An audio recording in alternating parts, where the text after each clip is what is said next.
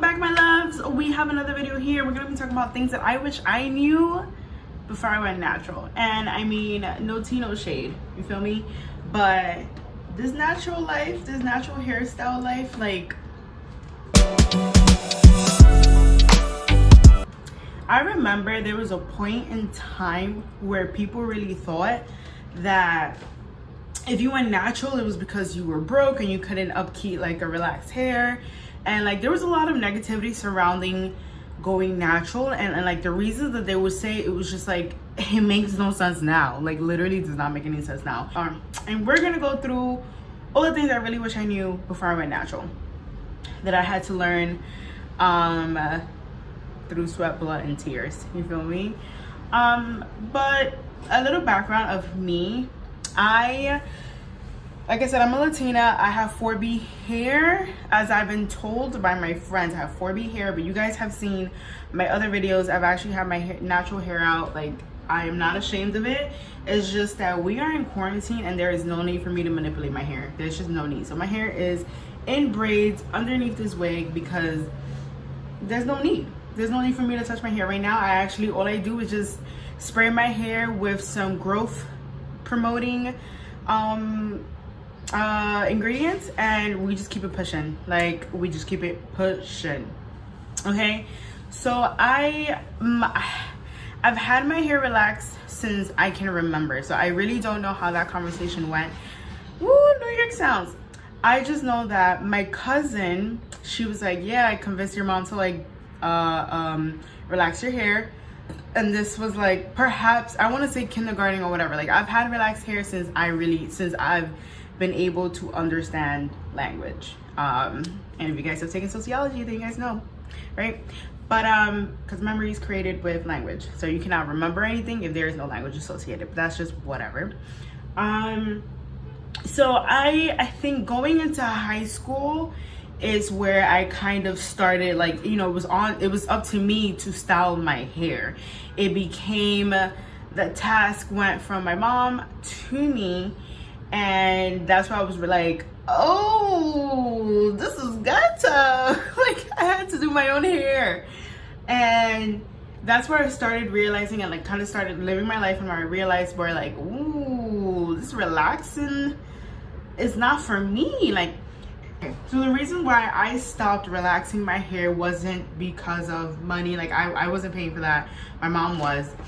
It wasn't because, it was literally because I knew that I was an irresponsible child. Not only was I an irresponsible child, I was active. Like, your girl was fat. Your girl was fat and bullied at a young age, but if I had to outrun a person, I could. Like, I was actually active. I don't think people really realize or never really noticed. I've gone through the Great Wall of China, survived that. I have climbed so many temples, and it's just now that I'm actually like losing weight. It's just now that I'm actually the lowest that I've ever been. Every day is the lowest that I've ever been in my life. I don't have a story as to how I gained weight. I don't have a tragic story. It was what it was. But when I was younger, I was active. So I was going to the gym. Your girl was in Lucia Roberts every day after school. Like, I was active, meaning that I would sweat. Meaning that if I gotta hit the pool, I'm finna hit the pool.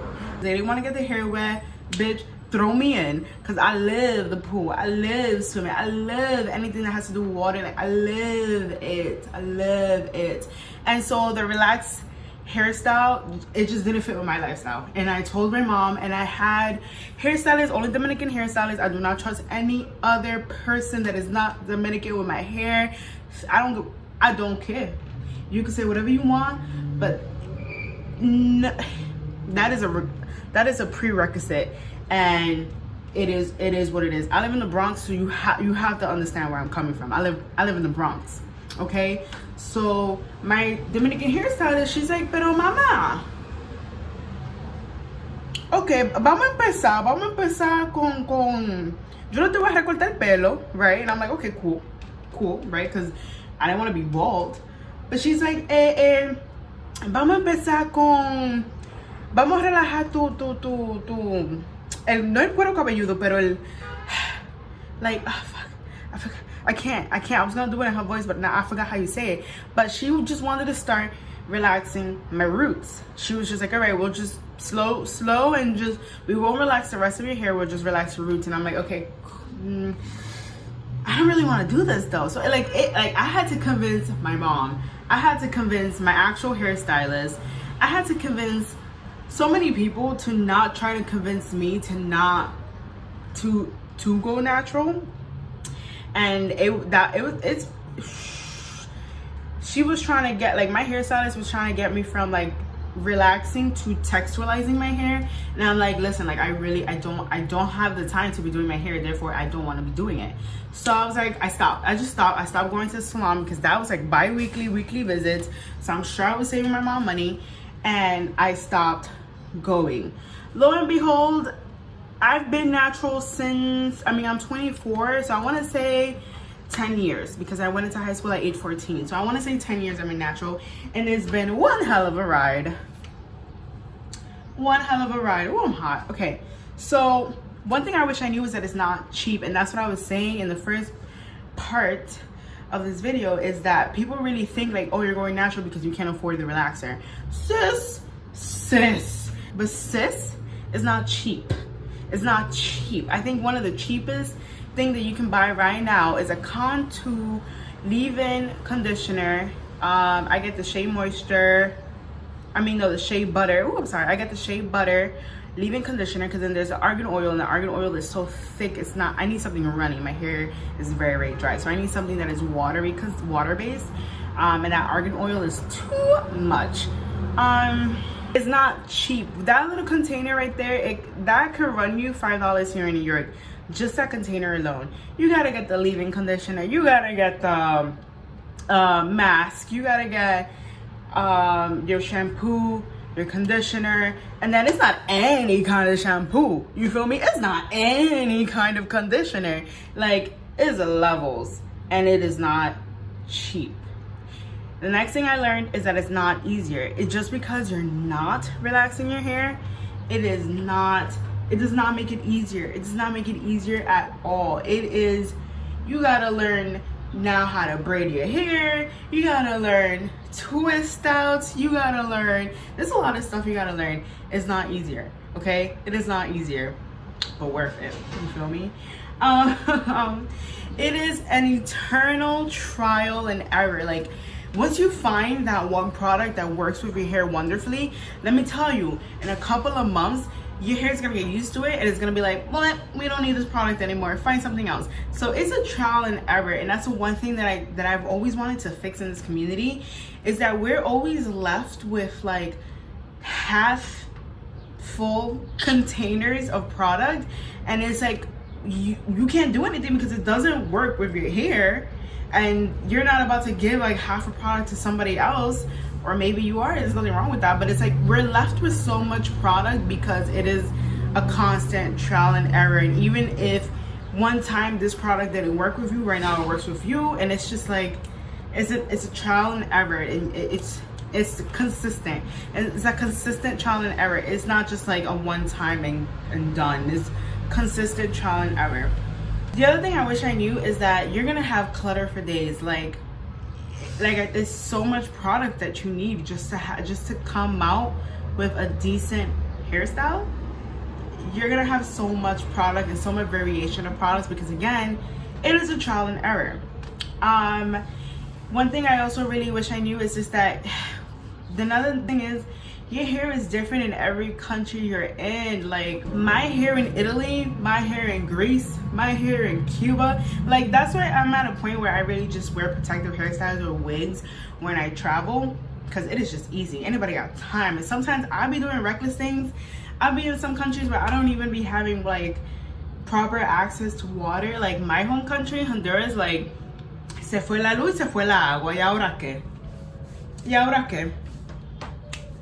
Explícame.